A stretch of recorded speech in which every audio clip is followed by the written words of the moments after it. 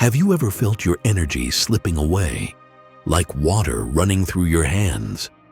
No matter how much you sleep, how much coffee you drink, or how hard you try to reset yourself, something inside still feels heavy. You wake up carrying a weight you can't name, and yet you keep moving, pretending you're fine. Carl Jung once said, "Until you make the unconscious conscious, it will direct your life and you will call it fate." Those words are more than philosophy. They are a mirror. Because the truth is, most of the battles you fight are not out there in the world. They are inside, in the hidden layers of your mind. That is the essence of mastering your energy. It's not just about productivity or getting through your to-do list. It's about recognizing the invisible forces shaping your emotions, your choices, your very destiny. When you learn to see them, not run from them, you unlock a power most people never touch. This video isn't about quick fixes. It isn't about plastering fake positivity over real pain. It's about going deep. Jung taught us that energy is not just physical, it's emotional, spiritual, psychological. And when you align these energies, life stops feeling like a constant uphill battle and starts to flow.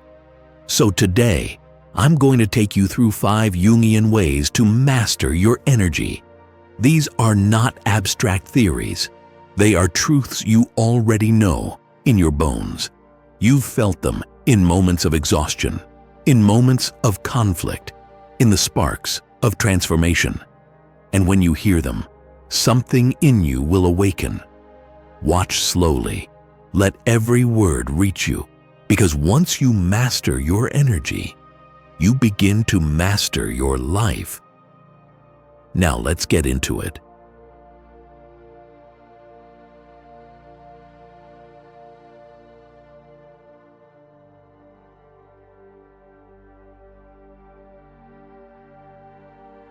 We all carry a darkness inside us.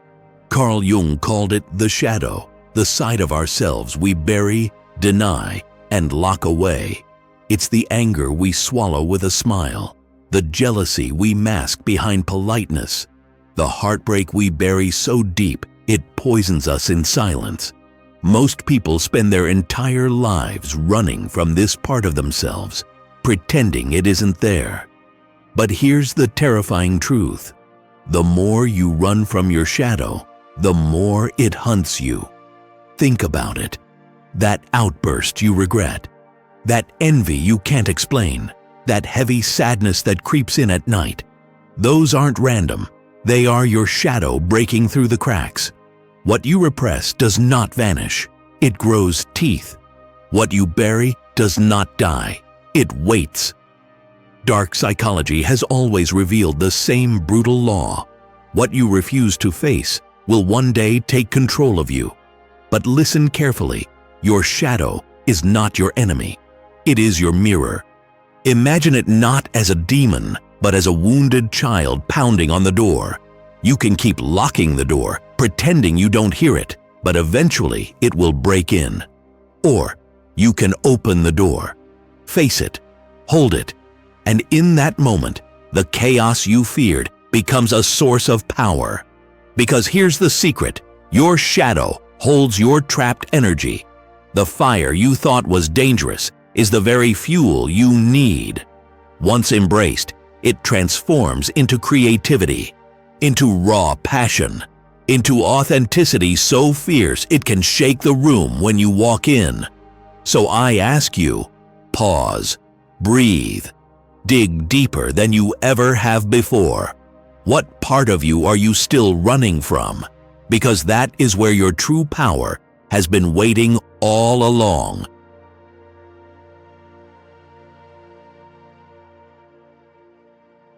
Inside every man lives a quiet voice he tries to silence, the anima, the hidden feminine. And inside every woman, a fire she's been taught to suppress, the animus, the hidden masculine. Most of us bury these forces, pretending they don't exist. But when you bury half of yourself, you don't become stronger, you become fragile. Look closer. When you live only in the armor of logic and control, you grow hard, unyielding, cold.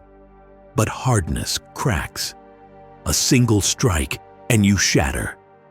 On the other hand, when you surrender fully to softness, when you give and bend until nothing is left, you drown. You lose yourself in the tide of others. Both paths are deadly. Both invite the wolves of the world to feed on you. Because here's the truth: predators smell imbalance. A heart that's all steel can be broken. A soul that's all water can be drained. But when you rise as both, when you hold fire in one hand and water in the other, you become untouchable. The fire is your drive, your rage, your unshakable boundary. The river is your compassion, your intuition, your flow. Alone, they destroy. Together, they birth creation itself. This is the secret. Real power is balance. Speak with a voice that shakes the walls, yet love with a softness that heals. Protect yourself like a warrior, yet surrender to love like a poet. That harmony is not just balance, it is alchemy, the kind that turns a fractured soul into something unbreakable, the kind that makes you whole.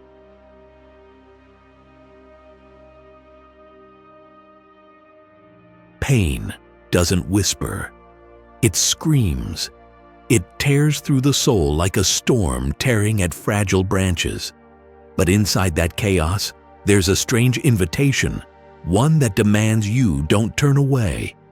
The raw edge of suffering pulls you into a secret place where truth lives, stripped of pretense and distraction. We carry our wounds not as scars, but as maps, unseen trails of what broke us open. That rupture, it's the crack where light rushes in. It's where your story stops being just a story and starts becoming a force. Not because pain is kind or fair, but because your response to it is the moment where power is born. There's a kind of wild alchemy happening deep inside when suffering breaks you down. Your nervous system rewires, not into weakness, but into something sharper, deeper, more alive. This is where empathy blooms, not from comfort, but from the burning necessity to survive what once threatened to destroy you. Imagine suffering as a vast, untamed ocean. It crashes and drags, threatening to drown your hope. But if you learn to swim through the storm, to ride the waves instead of fearing them, you discover currents beneath, currents that carry you forward, stronger than ever. Don't silence the storm inside you. Let it roar. Ask not how to escape suffering, but how to harness it. What fierce meaning can you carve from your pain? What unexpected strength can you claim as yours alone? Because in wrestling with your suffering, you find a fire not meant to burn you down, but to light your way through every dark night ahead.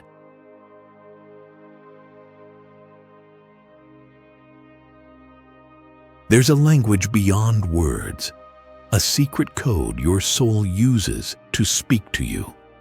It shows up in your dreams, in sudden flashes of meaning, in strange coincidences that make you pause. These aren't random events. They are your unconscious whispering truths you've yet to hear. When the same symbols, numbers, or images keep appearing in your life, it's no accident. It's your inner world demanding attention. Carl Jung, the father of analytical psychology, taught us this profound truth. The unconscious doesn't speak in plain sentences. It speaks in symbols, dreams, visions, even those eerie moments of synchronicity. These are not noise. They are the language of your soul, calling you toward healing and wholeness. Jung believed that these symbols carry the map to your deepest self, showing you where you are broken, where you are afraid, and where you are ready to grow. Have you noticed recurring dreams that refuse to fade? A feeling that something keeps cycling through your life, like a shadow you can't shake? These repeating patterns are often signs of unresolved pain or fear. They are the mind's way of replaying what you haven't fully faced yet. The more you push them away, the louder they return, demanding you confront what lies beneath. So here's the key. Don't run from the symbols. Lean into them. That dream of falling, it's not just anxiety. It's a message about where you feel powerless in life. That number you keep seeing, that animal crossing your path, the song you can't get out of your head, they are breadcrumbs guiding you through the darkness. Imagine your life as a vast, dense forest. The symbols are flickering torches scattered along the path. Ignore them, and you stumble blindly in the shadows. Follow them, and the way begins to illuminate, revealing a route forward you never saw before. Pay close attention. Write down your dreams. Notice the patterns. Your unconscious is always speaking. It's waiting for you to listen. When you do, you begin to unlock the mysteries of your own soul, step by step, symbol by symbol.